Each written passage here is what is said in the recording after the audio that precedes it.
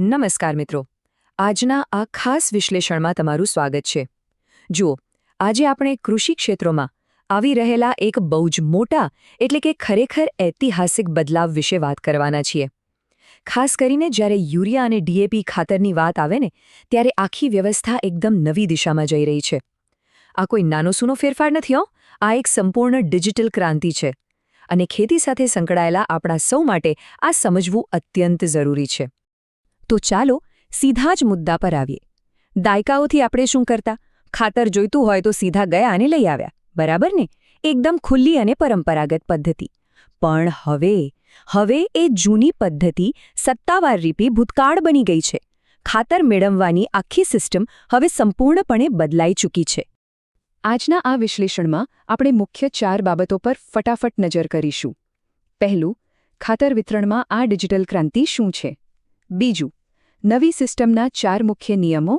ત્રીજું, અત્યારે ચાલી રહેલો પાયલટ પ્રોજેક્ટ.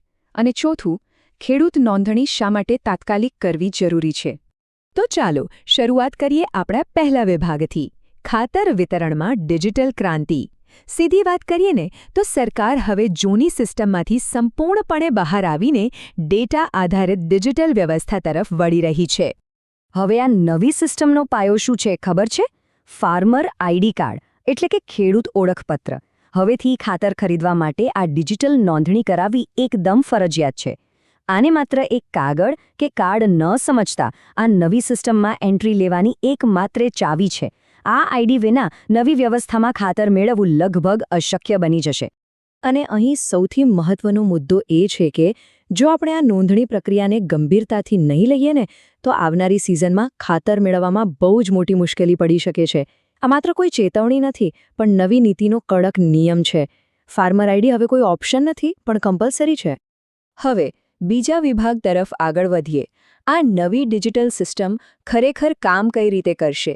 તેના મુખ્ય 4 સ્તંભો કયા છે? ચાલો જોઈએ. આ આખી પ્રક્રિયા મુખ્યત્વે 4 સ્ટેપમાં વહેંચાયેલી છે. પહેલું, ઓનલાઈન બુકિંગ.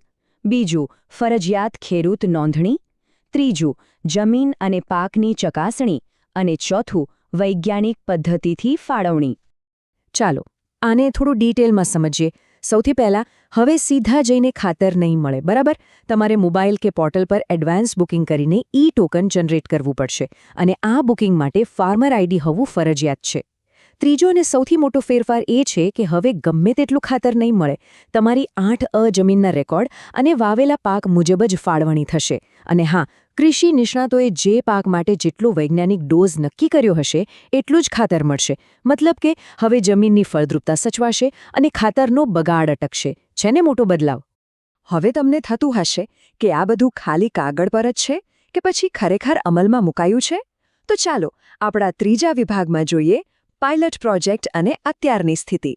બહુ રસપ્રદ વાત એ છે કે આ સિસ્ટમનું ગ્રાઉન્ડ લેવલ પર ટેસ્ટિંગ શરૂ થઈ ચૂક્યું છે. હાલમાં સાબરકાંઠા જિલ્લાના પ્રાંતિજ તાલુકાના મજરા ગામમાં આ પાયલોટ પ્રોજેક્ટ ચાલી રહ્યો છે અને ત્યાંની સફળતા બતાવે છે કે બહુ જ જલ્દી આખી આ ડિજિટલ પ્રણાલી આખા ગુજરાતમાં ફરજિયાત રૂપે લાગુ થઈ જશે. અને જો તમને એવો ડાઉટ હોય કે શું આ આટલી મોટી સિસ્ટમ ખરેખર સફળ થશે, તો જવાબ છે બિલકુલ હા. આપણા પાડોશી રાજ્ય મધ્યપ્રદેશમાં આ જ સિસ્ટમ પહેલેથી જ એકદમ સફળતાપૂર્વક ચાલી રહી છે. તેના પરથી એ સ્પષ્ટ છે કે વિતરણમાં પારદર્શિતા આવે છે અને જેને ખરેખર જરૂર છે તેને સમયસર ખાતર મળી રહે છે. તો હવે મેઇન વાત, આ બધું જાણ્યા પછી આપણે તાત્કાલિક શું કરવાનું છે?